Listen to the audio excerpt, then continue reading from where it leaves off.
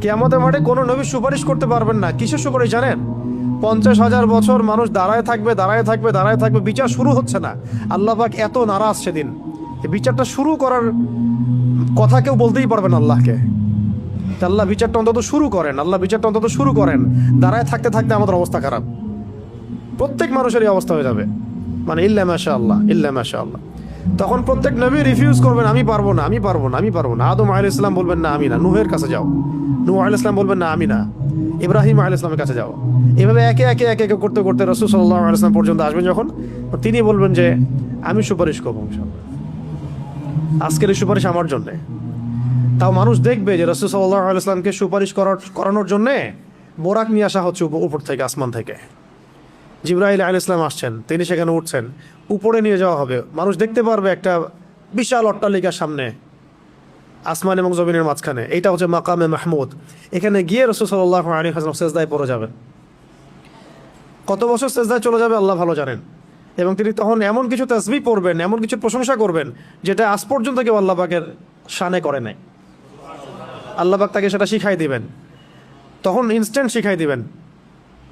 তারপরে তিনি বলবেন, ওঠো আমার হাবিব, তুমি চাও কি চাবা চাও, তোমার দোয়া কবুল করা হবে, তোমার সুপারিশ কবুল করা হবে। তিনি তখন বলবেন, আল্লাহ বিচারটা অন্তত আগে শুরু কর, আগে বিচারটা অন্তত শুরু করেন। তো আমরা আসলে সত্যি কথা বলতে আমরা চিনতেই পারি নাই যে আমরা কার উম্মাহ। মহামানবকে, একজন মহামানবকে, যিনি আল্লাহ পাকের হাবিব, তাকে এত কষ্ট কেন সহ্য করতে হচ্ছে? কাদের জন্যে? কাদের জন্য তার এত কষ্ট?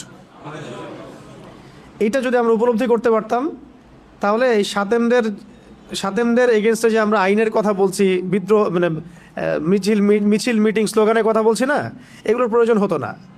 রাষ্ট্র নিজে এগুলো খুঁজে খুঁজে বের করে রেখে দিত, যদি তারা বুঝতো যে নবী সাল্লাল্লাহু আলাইহি ওয়াসাল্লাম কে, তিনি কি করেছেন আমাদের জন্য, তার অবদান কি এই মানবতার মুক্তির দূত হিসেবে। এতটা নিমক হারাম মনে হয় উম্মাহ খুব কমই আছে আসলে বিশ্বের মধ্যে, আমরা যেটা করতেছি আর কি। আল্লাহ পাক মাফ করেন আমাদেরকে। কেন এত কষ্ট তাকে করতে হলো আমাদের জন্যে? তিনি তো মাকামে মাহমুদে যাবেন, জান্নাতুল ফিরদাউসুল আলায় যাবেন। তিনি আল্লাহর হাবিব, তার আগেও কোনো গুনাহ নাই, পরেও কোনো গুনাহ নাই। কিয়ামতের মাঠে কোনো নবী সুপারিশ করতে পারবেন না, তিনি সুপারিশ করবেন। কিয়ামতের মাঠে কোনো নবী সুপারিশ করতে পারবেন না। কিসের সুপারিশ জানেন? 50,000 বছর মানুষ দাঁড়ায় থাকবে, দাঁড়ায় থাকবে, দাঁড়ায় থাকবে, বিচার শুরু হচ্ছে না। আল্লাহ পাক এত নারাজ সেদিন, এই বিচারটা শুরু করার কথা কেউ বলতেই পারবেন আল্লাহকে। আল্লাহ বিচারটা অন্তত শুরু করেন, আল্লাহ বিচারটা অন্তত শুরু করেন। দাঁড়ায় থাকতে থাকতে আমাদের অবস্থা খারাপ, প্রত্যেক মানুষেরই অবস্থা হয়ে যাবে। মানে ইল্লা মাশা আল্লাহ, ইল্লা মাশা আল্লাহ। তখন প্রত্যেক নবী রিফিউজ করবেন, আমি